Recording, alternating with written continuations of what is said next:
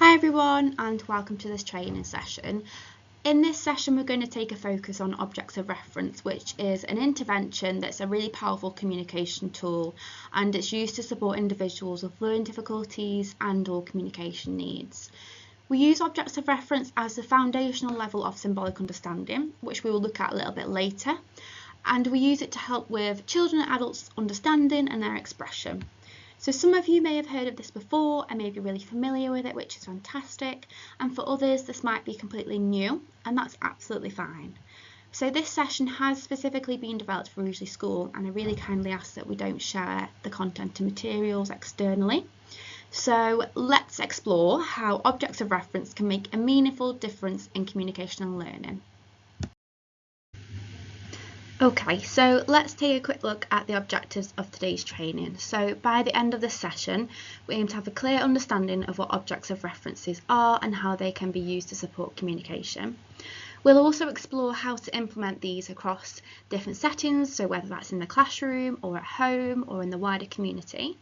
And we'll also look at how to identify the level of symbolic understanding that your child or your learner is currently working at, so that then you can tailor your approach within the classroom to make sure you're meeting their individual needs. And then after the training session is complete, we really kindly ask that you complete a short evaluation form. That link will be on the PowerPoint at the end, and this is to confirm your attendance to the training. So please include your name in your class and be as honest as you can. This is not a test, it's just to support you, and we really appreciate your feedback on the training.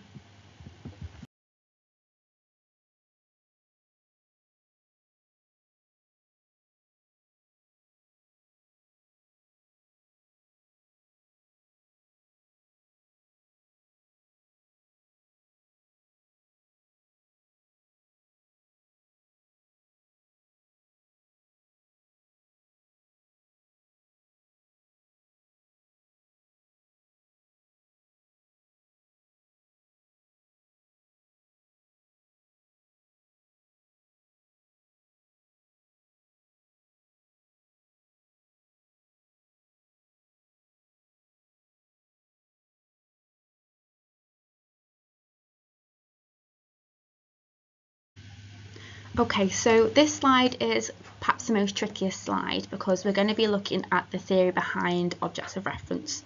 So the concept of objects of reference is grounded in how we naturally develop understanding through sensory experiences. It follows a progression of representational thinking, starting from the most concrete to the most abstract. So the concrete level is your real object stage, and we all begin interacting with real objects as babies, and this is the most tangible and accessible form of learning as it engages all our senses, our touch, our sight, our sound, our smell, and even our taste. So at this stage, understanding is built through direct experience. And from this, we then move on to the 2D picture recognition. So as children grow, they begin to associate two-dimensional images with real-life objects. And this often develops through activities like reading picture books or colouring books, and it marks the beginning of symbolic understanding. From that then, we move on to semantic understanding, and this is where children learn that objects can belong to the same category even if they may look different. So for example, they may understand that a green apple and a red apple are both still apples, and this is a key step in developing flexible thinking and categorisation. The next step is symbol and line drawing recognition. So eventually children begin to understand more abstract representations such as symbols or line drawings. They might encounter these through cartoons or magazines or comic books, and this stage requires a higher level of cognitive processing. However, not everyone follows this path, and it's not a linear path. So children with neurodivergence or learning disabilities may not progress beyond the real object stage. So for them, abstract symbols or pictures may not actually hold much meaning. In such cases, objects of reference provides a vital bridge to communication and understanding by keeping information at a concrete and sensory-rich level. So we're going to have a look at how we distinguish a child's level of symbolic understanding. So it's advised to always begin at object level for all children because this is the foundational level. And to decipher whether your child understands object level, you would do the following. So provide them with two items, for example, a cup and a spoon, and ask the child to identify between these. For example, show me the cup. If the child cannot access this, then simply model cup and pick it up for them. At this point, it would be clear that the child cannot distinguish between two real-life objects, and therefore it's probably not going to be appropriate to present them with solely symbols or pictures in the classroom. It would be advised from here to ensure that the child has objects of reference in place and that all support is directed through reference to objects. If your child can make this choice, move on to picture level and subsequently through to written word level if appropriate. You will know which level your child is at from whether they are able to complete it. So we go from object level to picture level to written word. Okay, so let's consider communication stages in the classroom. So when supporting a child's communication in class, it's important that we consider what stage they are at. So it can be really tempting to straight away introduce symbols, assuming that they are easy to understand. However, we must first ask ourselves, is the child even at the stage for symbols? Once we have identified the child's current communication stage, we can tailor our support appropriately. So if a child is at around 80% competency at object level, then they should be using objects of reference within the classroom consistently. If a child is at picture level, then they should be supported with AAC, such as a communication book or device that uses real photographs by aligning our support with the child's developmental stage. So we need to ensure that communication is always meaningful, accessible and effective. If they're at symbol level, then again, this AAC can be adapted to make sure it's using symbols. At Ruja School, we use widget symbols. So this slide is probably going to be the most important slide, so you might want to watch this a couple of times and even take some notes, because we are going to be looking at how we can use objects of reference in your class. So objects of reference can be represented by either real size objects, for example an identical cup or beaker to the one that the child uses, so it's a real size, or we can use more of a miniature object, so not too small, we're not talking doll's house sizes, we're talking a smaller item. And this is what we are going to be using within our school. So we've sourced some miniatures of items like a toilet, like snacks, and they're all going to be available for you to use. Each item is going to be accompanied with the widget symbol and the written word to also allow that development of symbolic understanding, and it can also be used therefore for those who are more at symbol level. And all of them are going to be kept in a black drawstring bag, and this needs to be taken everywhere with you to encourage the use of objects of reference. So objects of reference can be either individualised, differentiated or shared, so they can be either three things. And this basically means that you either are going to make it a bag of items that are specific for that person, so maybe a specific like sippy cup that they use. That's the individualised approach. If you're making a differentiated approach, they're probably all going to be following the same sort of objects, but there might be a couple that are more personalised to a specific student. In our school, we're going to be using a shared approach. So all objects of reference are the same in every class's bag, and all children will use the same ones. And this is because I'm quite conscious that when we're transitioning from different classes, as we approach the summer term, we're going to probably be needing to keep the same objects of reference to continue to build on that. Okay, so initially it's going to be advised to start with around 3 objects of reference, and these should be objects of reference that are frequently occurring events. So for example, personal care, break time or lunchtime. And the more frequent that the object of reference can be used and reinforced, the greater the change that the learner will develop their understanding of what it is and what it represents, and the greater they're going to build on their symbolic understanding. So as the learner becomes more familiar with the specific object of reference, then you can introduce more. So you then might introduce 1 more or 2 more. It's completely up to you and how you feel that child is that. You're always welcome to come and speak to myself and Claire about whether you think they're ready for more. That's absolutely fine. So objects of reference should be presented immediately prior to a change in POLE. So POLE is person, object, location and event. So any of those changes, so for example, if we're going from school to home, we should be using a object of reference to represent that transition and to also support the child of understanding what's going to be happening. On presentation of the object of reference, staff should move with the learner to the POLE with no delay. So we're not going to be using our objects of reference in the morning and then anticipating later on they're still going to remember, because that's not how it works. We should be using it there and then, and they're going straight to the change. If there's a need to open doors to allow for like movement of a wheelchair, for example, which we don't necessarily have in our school but we will cover, then doors should be open prior to the presentation of the object of reference to make it as smoothly and as quickly as they can to keep that representation there. The learner should be encouraged to take the object of reference directly from the bag themselves. So obviously staff can perhaps model where it is within the bag or pick it up within the bag, but the learner is advised to take it out the bag. And the bag should be presented with the appropriate object of reference at the front, so where at the top of the bag. If the learner is physically unable to take the object of reference out for any reason, then the adult should assist the learner, so maybe a bit of hand under hand to support, not necessarily hand over hand, but a bit more of a hand under hand. The adult should always accompany the presentation of the object of reference with simple language and signs, so thinking of that whole communication approach. So really simple language would be maybe time for toilet or toilet time, or even simply toilet. It depends on the level that your child's at. And we need to encourage the learner to interact with the object of reference, to think about the sensory aspects. So, how does it feel? How does it sound? What does it look like?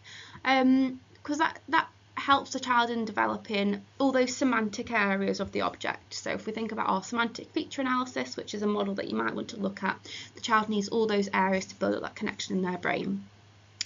If the learner has physical problems with interacting with the object, so they might have perhaps reduced gross or fine motor skills, then the adult can assist with this process. For example, a bit of hand on hand and gently like rubbing the object on the learner's skin, or describing what it might feel like, or representing the sound of it.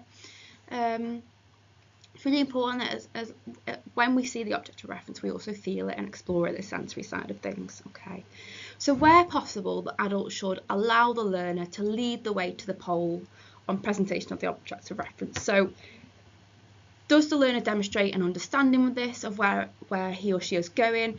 And if the learner seems a bit lost, then the staff member should guide the learner to the pole, allowing the learner to take the leading steps to the final few steps into the room or to wherever it may be. So we're really giving them the individuality and the ownership. And again, it's helping to build up that recognition. So when the pole is reached, the learner should return the object of reference to the drawstring bag. Learners must never return from a pole clutching the object of reference for the pole, as this presents a very confusing message. So we don't want to be holding the object of reference for toilet when we're back in the classroom, because that's finished. So once we've finished on the toilet and we're still in the toilet room, we should be putting it back in the bag and to represent that it's finished. It may only be after thousands and thousands of presentations that a learner may begin to make an association between the object of reference and the pole, and therefore it's really essential that we are consistent and diligent in the use of it. So where possible, the object of reference may itself be labelled with a photo or a symbol. So most of the ones that we're giving out are symbols and they've got the written word underneath. It may be as well that we add a photo to it, or you can add a photo to it. It depends on what you are wanting, but I'd advise that they're all laminated as well. So it also allows that that shared pairing and that progression to symbols. So that's the reason why they've all got symbols attached to them, because it allows us to create those connections, because obviously we want to be building up onto symbol level as we can. So when learners indicate a need for their object of reference or the need for the bag, then the adult must present them immediately, and then the learner can communicate with what they want.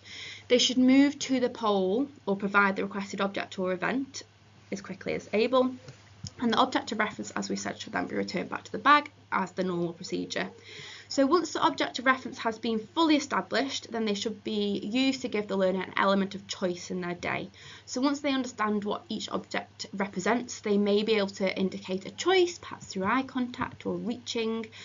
So for example, it may be that you have park or swimming, and once they've built that recognition, you can present them with park and swimming objects of reference and create that choice, to create that autonomy and that ownership. And it's also important to know that learners should take their object of reference sets with them if they move around school. So this is their voice, this is their understanding, and this is their communication. So the aim of this is that within school, I think we're quite easy to jump to symbol level. We should perhaps be thinking, actually, first of all, we might not be at symbol level, so we need to be supporting with object level. So these objects of references need to be taken everywhere, as they are the child's voice and the child's understanding. So let's have a look at the benefits of using objects of reference. So objects are all around us and they're woven into our daily lives. Unlike spoken words, which are quite fleeting and the sounds disappear, once they're spoken, objects are tangible. We can hold them, we can explore them, and we can take our time to understand them. And this makes them a really powerful tool for communication, especially when speech or images can fall short. So photographs, while useful for many, aren't always accessible. Some individuals may not have very good eyesight, or they may not be able to interpret flat, glossy images, and that's where objects of reference come into place. So these are particularly valuable for people with profound and multiple learning disabilities, and for those with visual impairments. By using real and familiar objects to represent people, places and activities, we can create meaningful connections that support their understanding, memory and communication. So on this slide, we're just going to be looking at some tips and tricks on when using your objects of reference. So our first one is start small and build gradually. So begin with a manageable number of outcomes. So you don't need to implement everything at once. Introduce it really gradually and allow time for both you and your children to become familiar with both the process and the objects. So I'd suggest about 3 objects to start with, like we've said, really kind of those sort of like daily things that we're doing every day, so like toilet, personal care, lunch. I'll start with those ones, and as you feel appropriate, you can implement more. Our second one is patience and perseverance. So consistency with a lot of communication is key. So children thrive when their routines are quite predictable and quite supportive. And we need to be patient and keep going. So even if it feels like our children are not really acknowledging it, or they're not really interested, they might just be processing it, and we need to keep on with modelling that without the expectation. So we need to be really steady with it and calm, and help build their confidence in using it as well. We also need to support their sensory exploration. So we need to encourage children to explore the objects using all their senses. So let them touch it, let them smell it, let them observe you touching it and smelling it, and join in with that exploration as well. So model, your curiosity by saying, oh, what does this feel like? Or this feels soft. Or, oh, this is quite spiky. And this shared experience and language builds that trust and builds that engagement as well. A really important one is celebrate every step. So recognise and celebrate progress, not just the child's, but also yours. It's not just about mastering it. Okay, so any little steps are really good. Use your positive reinforcement to highlight when a child is working really well. So even if they haven't fully achieved it, even if maybe we just take one glance at the object, that's amazing. Let's really appreciate that, and let's really show that they've achieved something. And our final one is to embed objects of reference into daily routines. So make your objects of reference part of your everyday classroom routine and rhythm. Use it during your transitions, reflections, part of any group time that you do together, and the more naturally that it fits into your day, the more effective it becomes and natural for the child. So I really hope they are some useful tips and tricks.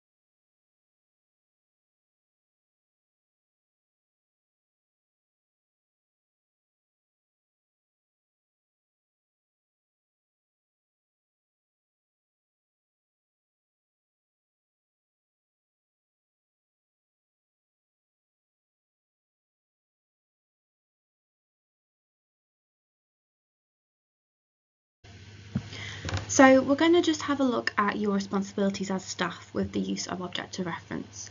So any object of reference that becomes lost or damaged needs to be replaced immediately. So a list of the objects of references on Amazon will be shared with you all, so you can all reorder your own with Barb's, and these should be ordered as soon as possible, as this is the child's voice. We do have a small replenishment stock in the therapy room of spares, but this is quite limited, and as we introduce objects of references to more of the classes, then this is going to probably diminish. It's also your responsibility to use objects of references daily for all POLE. So we need to remember that this is the same as a communication book. This is the same as symbols. These objects of references are the child's communication. This is how they express themselves or how they understand something. Okay, and it is for staff to ensure that they request support from the therapy team if needed. So if you really need some help with something, just pop into the office, send me, Claire or Donna, an email, and we are more than happy to support as we can. And another one that I've popped on is that these always need to be accessible. I think obviously a lot of the time we are checking around if staff have communication with them. Sometimes we do, sometimes we don't. It's really important that we have these with us all the time, and they're in a drawstring bag, so they should be really easy to carry for you. So we try to make it as easy as possible, but we really do need to remember that this is the child's voice, and this is how they understand, and this is how they express themselves. And if you try and think of it in your own sort of sense, if you couldn't express yourself and you couldn't have a voice because someone had left your voice behind, it's not very good. So we just need to be making sure that we take this with us at all times. So I've just shared here some pictures of examples of objects of reference. These have been took from the internet, but they're quite similar to the ones that we will be using in our school. So they're very literal, they're on a smaller scale, but they have that real connection between the object and the person, location, object or event. Here are some more examples that I've got from the internet. So the one on the left is using objects of reference in a visual timetable manner, and the one on the right I thought was really nice, as it's a feeding tube and also a fork, so it can just show us how if we've got a child who is peg fed, we can also use objects of reference to support with that. So we've had a little look at some objects of references online and others that people use in school, and here's a little picture of ones that we will be using in our school. So this is just 4 of them. There are quite a few. As you can see, for toilet we've got a little mini toilet and the lid does come up as well. For lunch club we've got a bike, and for walking we've got a shoe, and for forest school we've got a tree, and these are all really good to touch as well and explore. So for example, the forest school, you can really feel the sort of mossy texture of the tree, which is really good. So yeah, there are lots of different ones which you'll have in your bag, but these are just an example. So we've come to the end of our training session. Thank you so much for listening, and I really hope that you've enjoyed learning about objects of reference, and I hope that you've learned a lot as well. We'd really appreciate if you complete this form. So this form just asks you a couple of questions to just check your knowledge and just consolidate it. It's not a test, please don't think it's a test. It's just there so we can support you as needed. And also at the end we ask for a bit of feedback on your training, so please be as honest as you can. If you think that this has been good training, then please be positive. Any negatives as well are really appreciated, so any feedback, anything you think we can do better on the training is really, really appreciated. So if you copy and paste the link and fill out your form, and then once it's complete we can commence with the intervention.